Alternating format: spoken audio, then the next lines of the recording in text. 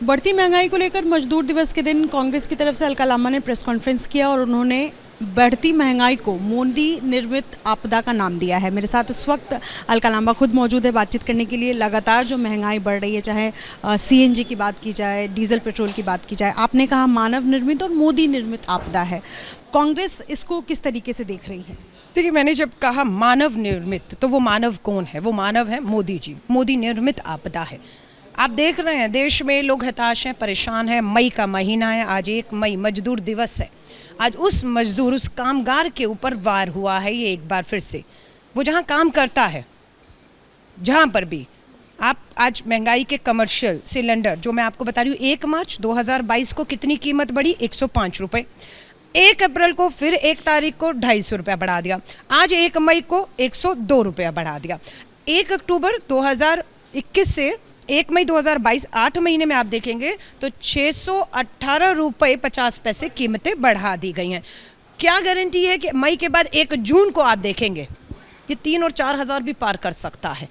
तो ये महंगाई का वार मोदी सरकार का लगता है उपहार हो गया है लोगों के लिए। डीजल और पेट्रोल के दाम भी आपने गिनाए हैं अलका जी, लेकिन आपको याद होगा मोदी निर्मित आपदा आपने कहा। मोदी जी ने ही कहा कि जो बीजेपी शासित सरकारें नहीं हैं वो वैट के दाम घटाए, तभी डीजल और पेट्रोल यानी फ्यूल प्राइसेस में कटौती होगी।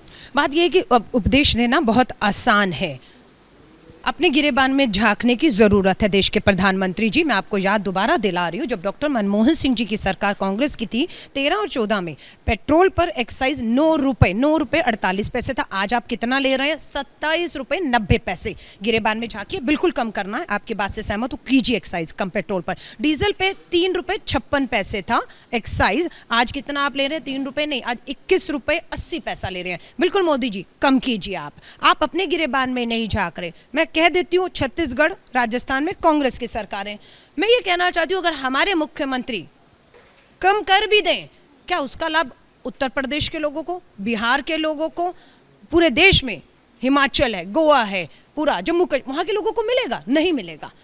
तो ये काम आपको पहल करनी है, जो आप कर नहीं रहे। और आप हमेशा की तरह अपनी जिम्मेदारी, जवाबदेही से भागकर ठीकरा जो है, एक समय तो ये भी हमने सुना कि महंगाई आज इसलिए है क्योंकि देश के प्रधानमंत्री, प्रथम प्रधानमंत्री पंडित जवाहरलाल नेहरू जी ने 1947 में लाल किले से कोई भाषण दे दिया था कि महंगाई उसकी वजह से। तो ये किस तरह के तर्क हैं? ये एक के बाद एक वार आप कर रहे हैं, वो भी कब कर रहे हैं? जब बेरोजगारी अपने चरम पर है।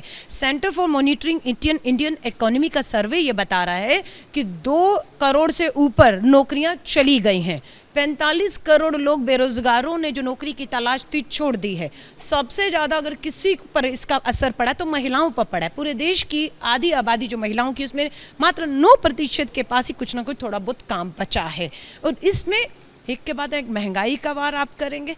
कोयला नहीं है, मई का महीना है, बिजली बंद हो रही है, ट्रेनें रद्द हो रही हैं, और प्रधानमंत्री जी सिर्फ मात्र अपने पूंजीपति मित्रों की जेब भरने में व्यस्त हैं।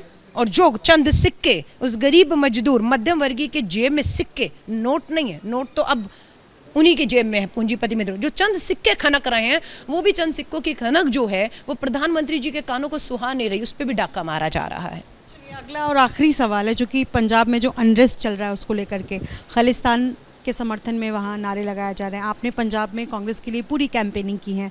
जो अनरेस्ट चल रहा है, नई सरकार है, पहली सरकार आम आदमी पार्टी की वहाँ बनी है, किस तरह से देखती हैं आप कांग्रेस की नेता होने के नाते? देखिए, पंजाब में एक अनुभवहीन सरकार का खामियाजा भुगतना पड़ रहा है। एक ऐसे सरकार आई जो अनुभवहीन है, लेकिन वहाँ की पुलिस और प्रशासन जो है, जो कांग्रेस की सरकार के भी अधीन था उससे पहले, वो पूरा अनुभवी है। लेकिन उसका रिमोट दिल्ली में बैठे दिल्ली के मुख्यमंत्री के हाथ में है। उन्होंने अपना एक मोहरा पंजाब में, दिल्ली के विधायक थे, इस्तीफा दिला के राज्यसभा पंजाब से भेजकर दिल्ली, पंजाब के मुख्यमंत्री के घर बिठा दिया है।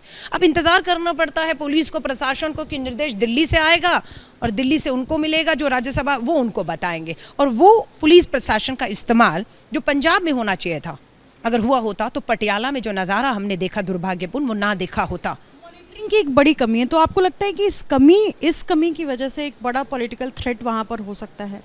या यूं कह लीजिए कि सिक्योरिटी थ्रेट हो सकता है पंजाब? देखिए, सिक्योरिटी थ्रेट हमेशा रहा है, लेकिन कांग्रेस ने उसे कभी हल्के में नहीं लिया। इसे कांग्रेस के 5 साल का जो कार्यकाल बीता है उसमें कभी भी आपने इस तरह की हिंसा को होते हुए नहीं देखा। यह खालिस्तानी समर्थक आज जिस तरीके से सरेआम निकलकर जिंदाबाद के नारे लगा रहे थे, मैं पूछना चाहती हूं दिल्ली के मुख्यमंत्री अरविंद केजरीवाल जी, क्या मजबूरी रही आपकी कि आपने एक भी ट्वीट पटियाला की हिंसा के बाद शांति का नहीं किया, एक भी अपील नहीं की? क्योंकि आप जानते हैं आपकी ये अपील शांति की अगर पटियाला के लिए आपने कर दी होती तो खालिस्तानी समर्थक नाराज होते और उनकी नाराजगी आपको महंगी पड़ सकती थी। इसलिए आपने खामोशी का रास्ता चुना और पटियाला जल रहा था। पॉलिटिकली इसको जो है वो पॉलिटिकली अपनी नजरों से देख रहे हैं केजरीवाल, और इस वजह से भी क्या चुप्पी साधी हुई है, ये कांग्रेस का स्टैंड है?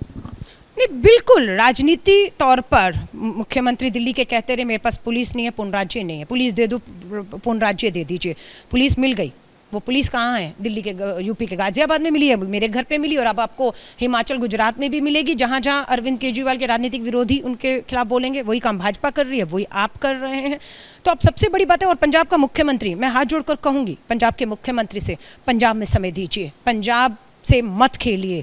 क्योंकि आप दिल्ली में देखे गए पंजाब के मुख्यमंत्री भगवंत मान जी, या आपको हिमाचल में दिखे, अब आपको गुजरात की सड़कों पर भी दिखेंगे, लेकिन वो पंजाब में नहीं दिखेंगे। पंजाब की पुलिस आपको पंजाब में नहीं दिखेगी, अगर दिखती तो पटियाला नहीं होता। तो दुख की बात है कि अरविंद केजरीवाल रिमोट कंट्रोल बनाकर पंजाब के पुलिस प्रशासन और वहां की जो सुरक्षा है उससे खिलवाड़ कर रहे हैं। शुक्रिया।